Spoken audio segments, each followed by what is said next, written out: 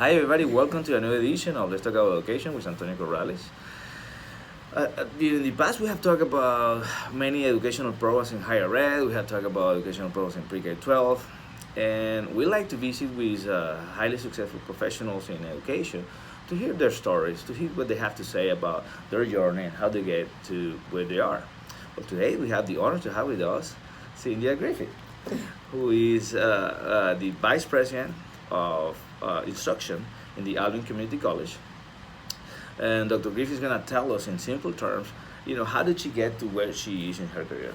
Cyndi, thank you so much for being with us today. Thank you so much for asking me to do this. Absolutely. Being able to share time with you. No, it's our honor, and why don't we start by letting you introduce yourself to the audience and kind of letting them know, how do you get to where you are in your career? Okay. I go by Cyndi, and so I just I want to share I'm a native Houstonian, which is a little odd for some, and proud to be from the Houston area and be working in the Houston area. And I'm an only child, and my dad died whenever I was 16, and so being an only child, my mom, who was a high school graduate, she emphasized the importance to me of education and how you have to be ready to take care of yourself and any children that you may have along the way. And that really had a strong impact on me because I am a first generation student.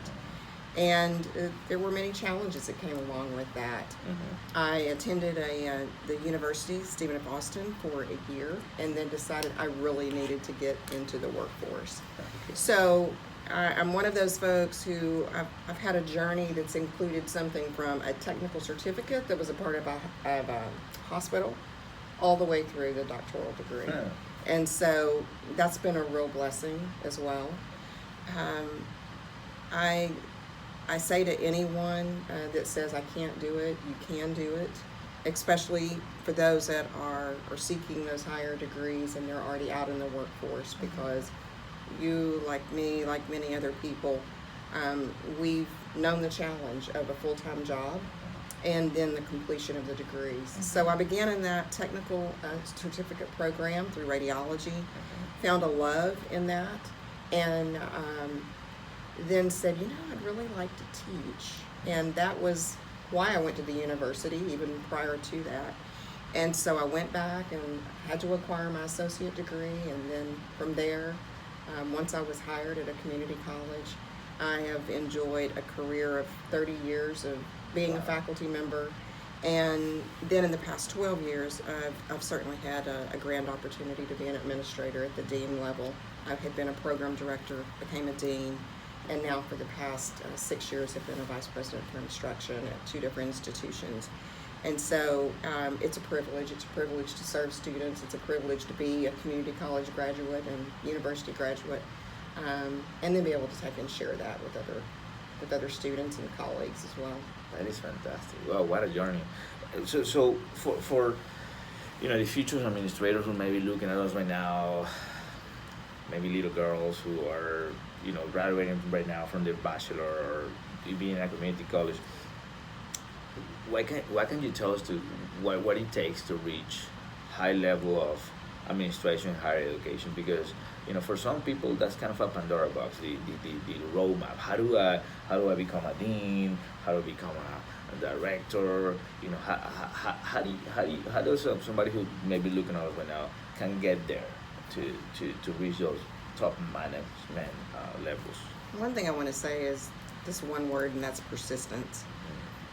Because you can have a goal, but if you don't commit to the persistence, then you're probably going to have a difficult time reaching that goal, whether that's education, and obviously education becomes an open door for steps along the way and positions along the way. I was told some time ago, if you're seeking this position, then you really need to have a bachelor's degree. If you're seeking this position in the future, then you need to look at the next degree. And probably like many people, whenever I finished my master's degree, I said, that's it, I'm done. I'm happy being a faculty member, and that's where I will stop. And then my mom said to me one day, Cyndi, before before I pass from this life, I really want to see you wear one of those little hats. Of course, she was talking about a TAM, and I said, okay, it's on now. But, you know, other people had said, if you want to seek administration in higher ed, whether that's community college or university or proprietary, you really need to have the terminal degree. Mm-hmm. But all of that takes persistence. Mm-hmm. And it takes good mentors. Seeking out mentors that are willing to invest the time and help you increase your breadth of experiences, because that's what it also takes. It's not just about the education and the experience. It's truly about you opening yourselves up to becoming more involved in things that are a little uncomfortable sometimes, but giving yourself that opportunity to really have a breadth of experience that will allow you to see an institution holistically, or how that institution fits in with state and national initiatives as well. But more than anything, never forgetting why you're doing what you're doing, and that is, it's always student focused. The purpose. Absolutely, because we all know if you're in a job that is just a job, you will never feel fulfilled. It will never be what you're after. It can be diluted day by day. It has to be that internal drive, and so always going back to what is the purpose. Mm-hmm. Because so many times we get caught up every day with the minutia, the tasks, and you have to go, wait a minute, why am I doing this? I'm doing this for the success of the students, and that then gives you the drive that you need to go through some days that may not be as positive as others and say, we're making a difference. We are truly making a difference with these students in their lives. What about as a VP of instruction? What does a regular day in your life look like in your work? Always different. Sometimes very chaotic. You know, you have a lot of meetings. People say to me all the time, don't you just get tired of going to those meetings? Well, those meetings are very important. I mean, because they can be with the internal folks, they can be with external. Sometimes they're with legislators. I mean, it's a wide variety. Business and industry partners just came from a meeting this week that was really energizing and keeps the days interesting. And then, you know, there's always the days that are filled with challenges, whether those are student challenges or faculty and staff challenges, or challenges within, you know, just the everyday operations of being a part of an institution. But it's the days that you can see that you're making a difference and you're moving the needle with student success and completion, that those are the really happiest days, whenever we get to graduation and we see those students and their family members who are so excited. You're making a difference. Absolutely. Well, and you being a first generation student, that makes such a difference. I can imagine you, the feeling that you must have when you do the same with others is should be amazing. What about the most challenging parts, though? I mean, as a VP of a community college, relatively large community college, where you have board members, because I think Alvin has board members. We do. Yeah. We do. So some community colleges, for our folks, some community colleges have board members, elected board members. Some others don't. In your case, you have elected board members, and so the dynamic is a little more different, because it's like you have several bosses and you plus your president. But what are, in terms of your job as a VP of instruction, what are the most challenging parts of your job? If you have to point out, okay, these are the most challenging parts, which were? You know, one of the things that I think of first, Dr. Corrales, is just the element of time, and being able to balance the needs of so many. For our president, obviously she is a direct report to our board. Exactly. And so, you know, our board, they have the oversight of the institution. But for me and my role and others, we're a direct report to the president. Absolutely. And so being sure that we're taking forward the agenda that she expects along with the board, extremely critical. Makes sense. You know, and making sure also with the institution and its accreditation. It's one of the things that we're going through right now with our decennial reaffirmation. And so Certainly always keeping that at the priority so we have a high quality education for the students. It makes sense. Yeah, because that's always stressful, having to make sure you meet the guidelines and expectations of the state, the federal government, Right. and all that stuff with your program. That makes sense. How about dealing with bureaucracy though? Because in every institution, it doesn't matter if pre-K 12 or higher ed or university community college, you have a level of bureaucracy within the organizations that sometimes can be frustrating for administrators and for faculty. How do you deal with that? I think the best way that we deal with that is by understanding that our success is built off of relationships, and so it's always important to take the time to build those relationships, because then through those you can receive guidance that you need many times, also find out about barriers and how's the best way to operate through those.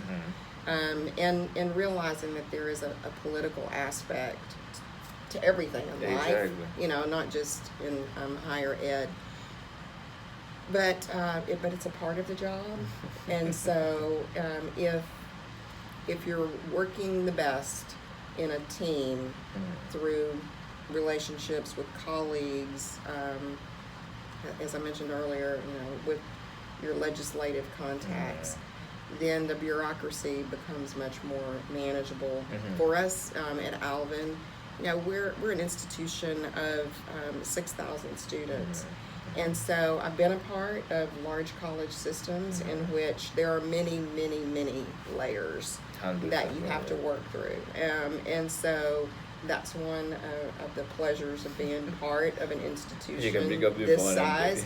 Yes, because it's easier for us to look at all of the facts and then determine this is the best way that we need to move. Correct. And while it's still probably going to be slower than business and industry, it's going to be a lot quicker than the larger institutions whenever you do have a great number of administrators and others that are considered in all of those. A lot of departments and stuff yes, like that. Yeah. It could be challenging. I can see that part. What are the most fun part of your job? What are the part of your job that you enjoy the most? I love working with faculty and staff. I've had an opportunity to give back in a way of being a mentor to other colleagues that are they're cool. just starting out in their career. And so my president and I talked about this just not long ago, saying you don't stop to think about all the different experiences that you've had and the way that you're able to share that with them, and you think they know exactly what you're talking about, and then you find out they had no idea, but then they get supercharged by finding that out, and so that, to me, that's one of the greatest positives. It's fulfilling. Especially, absolutely, That's and awesome. to be at that point now in my career to where you're seeing them grow just on a steady pace, and seeing them complete their terminal degrees, and That's awesome. seeing them get to the next job level. Like giving back to them what you know. It's very important. It's very important to me That's awesome. because I had so many people who gave back to me that have allowed me to progress in my career and in my life, in my personal life as well. To be where you are. Yeah. And Now- can I say one more thing? Absolutely. The students, this is my favorite time of year, whenever we get to see them When go they through graduate. graduation in That's true. December and then in May. That, if you ever are tired at the end of a semester, if you can just make it to commencement, that's when it all... It's like mission accomplished. Yeah, well, not just that, but seeing them, as they've completed their goal. But it's not just them, because, some of our students, they come in and they want to take a class, or they want to finish a continuing education program, but That's that right. is what they are seeking. And so that also supercharges me, as being able to see the students accomplish their goal, whatever it is, because it's different for every one of them. That is so cool. I agree. I think that's so fulfilling, the graduation moments. And it's funny that you say, because a lot of people that I interview in higher ed, they say the same. And also in pre-K 12, by the way. Yeah. They say when they graduate, it's really cool. Now, like any other industry, higher ed is facing challenges, like anything else, and also opportunities. Right.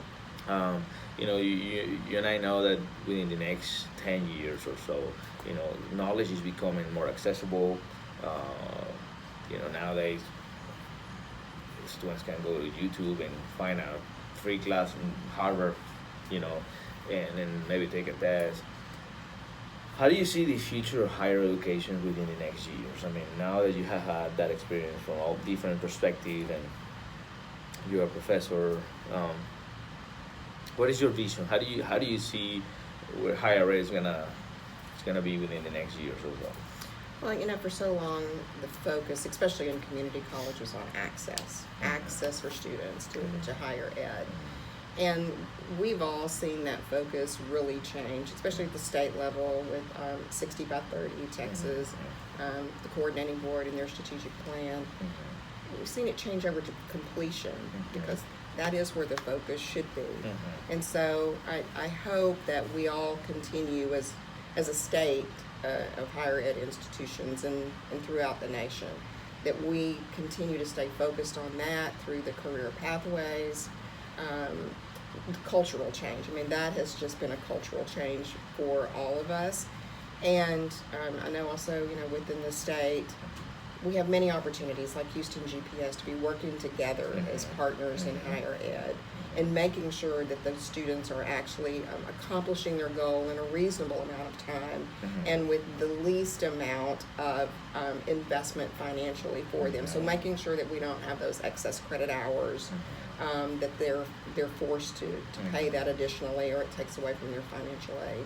So again, helping them be successful, providing them with interactive instruction is something else that is critically important because that helps them reach that completion point when they stay engaged. Like meeting their needs, needs whatever level they are. That's correct. Because correct. I think, especially community college, you guys, I think you guys don't get enough credit for what you do with the student body that you guys get coming from high school. You may have students with some gaps, instructional gaps. It doesn't matter if they come with a GED or a high school diploma.